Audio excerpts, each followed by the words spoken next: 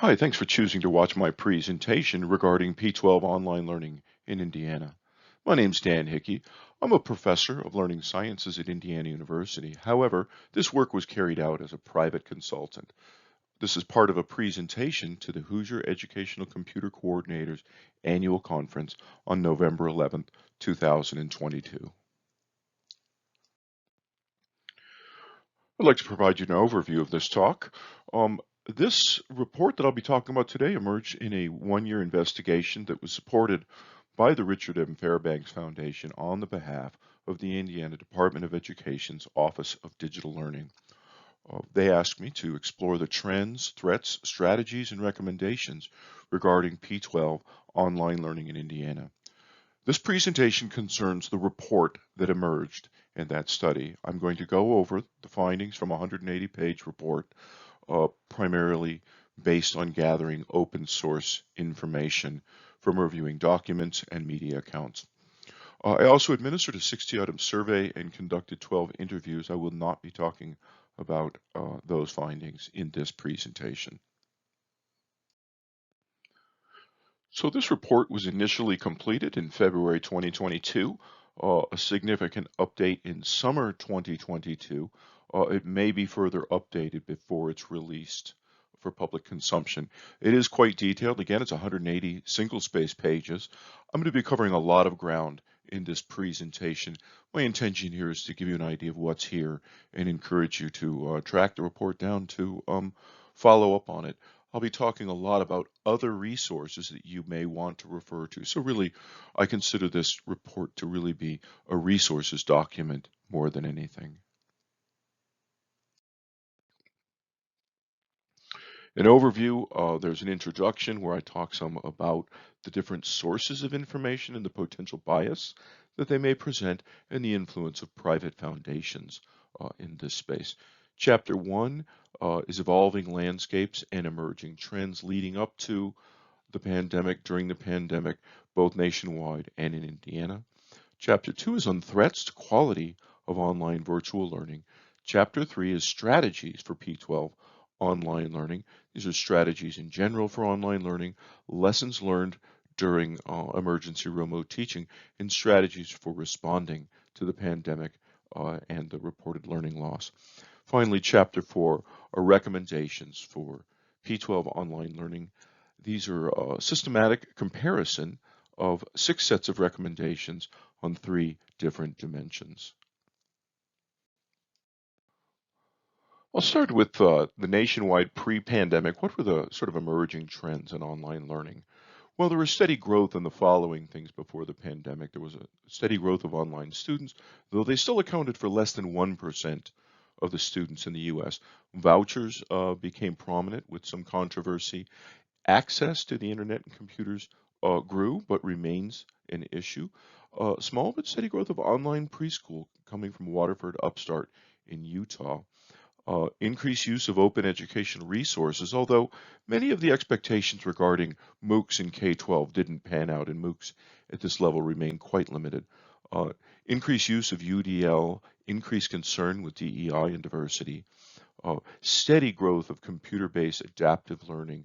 Most of this software is coming from K-12 Stride Inc. and Pearson, also known as Connections. Those companies both run private virtual schools, but a lot of people don't realize that many district schools, district virtual schools, actually run more or less as the same as the private schools in that they purchase almost all of their curriculum and all of their services from these for-profit companies. The other thing we saw was a steady growth of statewide online programs. Leading up to the pandemic, there were over 1 million courses from programs in 21 states, and 15 states have adopted or are considering course access initiatives where schools are required to give their students access to outside courses and pay for those courses. Anyone interested in K-12 online learning in North America should be aware of the events that occurred in 2018. They have quite a bit of significance. In the International Association for K-12 Online Learning, there had long been tensions between two different factions. On one hand, there were proponents of competency-based education and personalization, And on the other hand, we're proponents of the more constructivist community of inquiry framework that's been prominent for a long time in higher education and the K-12 version of the adolescent community of inquiry framework. Inacol was dissolved in 2018. The CBE proponents formed a new organization, the Aurora Institute, to support CBE broadly, not just in online, and to promote CBE as the most appropriate response to inequities in education. The Evergreen Educational Group, a consulting firm that's long been very active, working behind the scenes, fostered the creation of the new national standards for quality. This brought together three organizations. The Quality Matters folks had long expanded into K-12 online learning. The new Virtual Learning Leadership Alliance was established to support statewide online programs.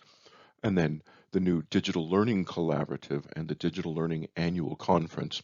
These all came together in 2018, and this resulted in the new national standards for quality for online teaching. And as I'll show you, we found in Chapter 4 of the report, a little while down the road in the presentation, this means that these new standards have a much greater focus on collaborative learning and a somewhat decreased focus on personalization and competency-based education. So I'll briefly talk about the research base for K-12 online learning. Michael Barbara and other experts have argued that the research base has outstripped practice. Nonetheless, there is a research base to draw from. But for example, Florence Martin's 2020 meta-analysis of over 600 studies, less than 10% of them concern K-12 learners. Subsequent 2021 meta-analysis documented between the first and the second decades of the century increased concern with DEI, decreased studies of leadership in online learning, but it also showed no studies of online preschool and very few studies of parental involvement and very few studies looking at elementary online learners. Nonetheless, the research base is there to draw from. We've got the Journal of Online Teaching, which focuses on K-12. There's 2 handbooks and a number of systematic reviews that you can refer to.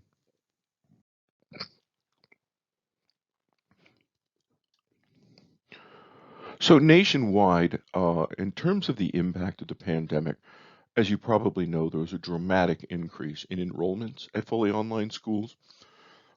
We know now the so-called learning loss, the decreased achievement gains that have been well documented. I'm going to argue it's a big mistake to call it a learning loss. It wasn't like people lost learning. The point is it's been very clear from the evidence that the expected gains that students would have made during the pandemic are significantly lower, particularly in math, particularly at the lower end of the achievement spectrum for English language learners and students in special ed services. Needless to say, there was a massive uptake of LMS and technology in classrooms as everything moved online. 53% of districts adopted for the first time a one-to-one computing policy. 43% of the districts adopted an LMS for the first time. A massive increase in the use of Google Classroom and other Google tools. K-12 device shipments doubled during the pandemic. There were expansions of things like learning pods. There was quite a bit of controversy. Many of you may be aware of the so-called simul-teaching, where teachers had so-called roomies and zoomies at the same time, widely panned by most educators and parents, but nonetheless, many administrators found that concurrent instruction was the only way that they could meet the demands being placed on their schools. We know all about the struggles to provide for students with special needs and the issues around student mental health. In terms of Indiana, in the lead up to the pandemic, fully online learning had expanded rapidly in Indiana. In 2017, there were over 16,000 fully online students, 1.5%. That was the third highest proportion by state in the country. But the widely publicized closures of 2 large virtual charters and a fraud suit that's ongoing really cut into those numbers. Meanwhile, in 2018, $1 million was set aside for Water for Upstart online preschool, but as of 2001, there were still very few families that had taken advantage of that offering. The numbers dropped sharply. By 2019, we were back down to 1.1%. So we went from 16.5 to 11.7 in just a couple of years. There were only 7 virtual schools in 2019. In 2017, the Indiana Course Access Program was passed. This requires schools to pay for virtual courses that their students wish to take that fit within their program of studies, but that the schools don't offer. Indiana Online grew steadily, in part to offer these courses. By 2021, they were up to 28K enrollments and 120 courses, and they established the Indiana Online Academy that allows students to remain enrolled in their home schools, but take all of their courses online from Indiana Online. We also saw around the same time, I think it was 2017, the Innovation Network schools in Indianapolis. So this is a network of charters that are freed from the constraints of regular public school accountability. Significant investment from foundation investment from the Mind Trust. This included 2 online schools, Phelan Virtual and Paramount Online. So when the pandemic hit, one thing that happened that was quite dramatic is an expansion both of the number of virtual schools and the enrollments in existing virtual schools. By my count, we went from 7 to 25 virtual schools. This included 5 virtual charter schools that enroll half of Indiana's online students, and we went to 18 virtual public schools run by 13 school districts. The lion's share of these students were going to 2 organizations. You see on the table on the right, Connections Academy and Connections Career Academy. Those are run by Pearson. You can see their numbers went up quite dramatically by 2021. And then Indiana Digital Elementary and Junior and Senior High School. That is a virtual school that is run by the tiny Union School Corporation. Almost 6,000 students enrolled in a district that just has hundreds of students actually in its regular brick and mortar classrooms. So that's where the lion's share of online students in Indiana are actually going, in just these institutions. There are also 2 new virtual private schools that came on during this time period. These include the GeoFocus Academy and Faith Prep. Now, in terms of specifics, the pandemic really, there were 2 underlying factors that confound precise accounting of numbers. One was the suspension of testing in 2020, 2021. And the fact that in 2021, the funding was based on student status in the previous school year, because online students get approximately 10% less than students enrolled in brick and mortar. We also saw a dramatic expansion of enrollments at Indiana University High School during the pandemic. One of the things that happened at IUHS was that they received a $2 million grant from the CARES Act for the Course Development Academy to create all new courses for Indiana teachers. I know you can barely read these tables, so I just want to give you an idea of the data that's in the report. You can actually stop the presentation if you want to examine this data. As you can see, there's quite a bit of missing data. This was the data that was available during summer 2022 in the official DOE database. There's the first half, and there you can see the second half of that data. Chapter 2 is relatively short. I review the threats to the quality of P-12 online learning. First, I review the actual data and talk about the issue of studying the effectiveness of online schools and the significant issue introduced by self-selection. Overall, students who choose to enroll in online schools, while they tend to be more ethnically mainstream, they tend to be much lower achieving than their peers in brick and mortar schools. And so it's really difficult to do direct comparisons. However, Fitzpatrick published an article in the journal Ed Researcher that was based entirely on Indiana students, which suggests that the concerns that students, especially when we watch students moving in and out of online schools and back to their brick and mortars, achievement is going down in those schools. I will say one qualification with that study is they did not take into account the closures of the virtual schools that happened in Indiana. I review other concerns with achievement, graduation rates, engagement, motivation, caregiver support, teacher-student relationships, and then I summarize the sort of challenges that online learning has always faced. Cheating and plagiarism, staffing continues to be an issue. One thing that came up in this report was that some people don't realize the important role that reading plays, so that students who are not reading at grade level really struggle in online classes. This is an issue that's getting a lot more attention these days now that so many more students have gone online, and uh, the teachers really weren't quite aware that they were reading, that the reading was getting in their way of that learning that much. They were making do in the face-to-face classrooms. Then, of course, the issues around serving students with special needs and ensuring equitable access to technology and the internet. So, chapter 3 is quite a bit longer. Rather than cataloging the strategies, what I've done is try to organize other resources that I've located that have strategies for you to refer to.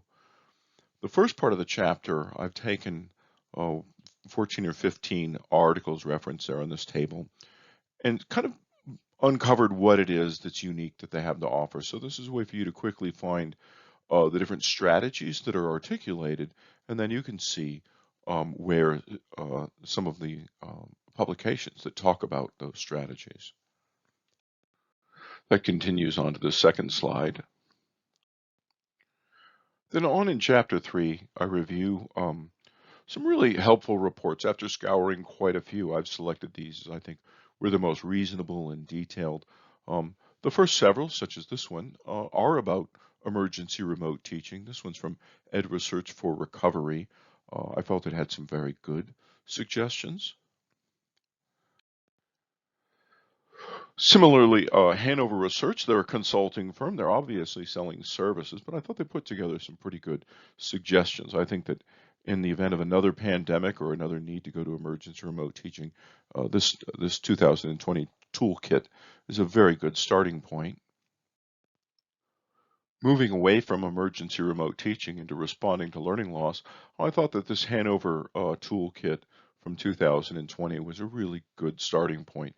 Some really good framework for discussion for colleagues in dealing with learning loss, as well as some, I thought, pretty well framed practical tips. Similarly, this Ed Research for Recovery brief. Now, Ed Research for Recovery is not a consulting firm. They're not trying to sell anything, but they covered some of the same ground. Similarly, very well written by really solid academics and practitioners. The second one has to do with high dose tutoring, as you probably know. This is a big issue in the response to learning loss. I thought this was one of the really strongest pieces, full of very good practical advice, very good starting point for anybody who's going down the road of high dosage tutoring. This one was specifically focused on summer learning programs and responding to learning loss, if you're pursuing those with your students. I want to take a moment and give a shout out to my friend Justin Reich. I've known Justin for many years. You may have heard him on NPR. He's doing really nice work at the MIT Teaching Systems Lab, and he really provides, a really helpful alternative perspective. He really drives home the point that, calling it a learning loss implies that students actually lost learning. They didn't really lose learning. They just didn't learn as much. But it really provides a different perspective on what happened in the pandemic. An interesting set of suggestions: amplify, hospice, and create. You may want to consider his new project. It's called Subtraction in Action. If you Google it, you'll find it. It really is about we really just can't keep piling more and more on our teachers if we don't take some things away from them. So I really think that Justin and his colleagues provide some interesting alternative perspectives on these things that are certainly worth looking into. Finally, chapter 3 summarizes what I've located about sort of what were the lessons learned from emergency remote teaching in some fairly specific sectors. arts education, STEM academies, and so on. Um, a good section on the needs of racial and minority students. Then I wrote about the elementary and secondary school emergency relief fund. Indiana, as you may know, received over $3 billion from this fund. This money needs to be spent within the next, I believe, 2 years. They've recently announced a private tutoring program that gives families up to $1,000 for private tutoring. Indianapolis Public Schools received over $200 million out of this fund. Finally, Chapter 4 examines the range of recommendations for P-12 online learning. I start by considering what does it mean to be research-based or evidence-based, or to say something is the science of. These terms are being thrown around pretty loosely these days. As I argue in that section in the introduction to this chapter, if we take How People Learn 1 and How People Learn 2, these are expert consensus reports from the National Research Council that really capture what do the experts really think. And while many people will reference those reports to support more partisan approaches, they really provide a range of evidence that can support a range of approaches. I mean, pretty much anything is research based. There's evidence to support almost any approach out there. So to characterize something as the science of, as compared to something else to imply that some other approach is not scientific is in my opinion, relatively problematic. The section takes 6 competing recommendations in the form of standards for online learning and systematically compares them. These include the INACOL standards, the new national standards. It includes my own standards, a participatory approach that's not actually that widely known, but I think is worth considering and juxtaposing to provide some context. And I systematically compare these recommendations on 3 dimensions. The first is collaboration and peer interaction, something that's very central to the more constructivist approaches, but that is relatively problematic in a self-paced, competency-based approach. Personalization and adaptation front and center in these personalized approaches, and then diversity, equity, and inclusion. So let me wrap up here by taking some time to walk through these 6 rather different set of standards or recommendations for online learning. I'm going to focus on the second and the third. The second is the new national standards for quality. This is what emerged out of the reformulation of the community in 2018 that I described earlier. Notice those 2019 standards under number 2. My analysis showed them to be very high in collaboration and peer interaction, reflecting the influence of the community of inquiry in the adolescent community of engagement frameworks, but medium in personalization and adaptation. That's quite different than the third set. These are derived from the competency work standards. These are not specifically standards for online learning, but they're the closest thing that I could get, and they're being promoted widely by the Aurora Institute. Notice that that third set is really quite low in collaboration and peer interaction. If you go into the report, you'll see that I've very systematically gone through and looked at how prominent those are in the various standards. And that's really because they're very high in personalization and adaptation. And I guess if you take away anything from this presentation and this analysis, is that that's a fundamental tension in the design of online learning. Personalization and adaptation are, they have a lot of advantages, self-pacing and all, but it's very difficult for students to interact with each other when they're working at their own pace. The fourth set of standards that I've included, interesting, relatively new set that's just really featured as a blog post at Aurora. We've analyzed the Indiana standards. They're interesting in that they're kind of a consensus standards, and they're sort of medium across the board on collaboration and personalization, but with a very strong focus on equity and inclusion.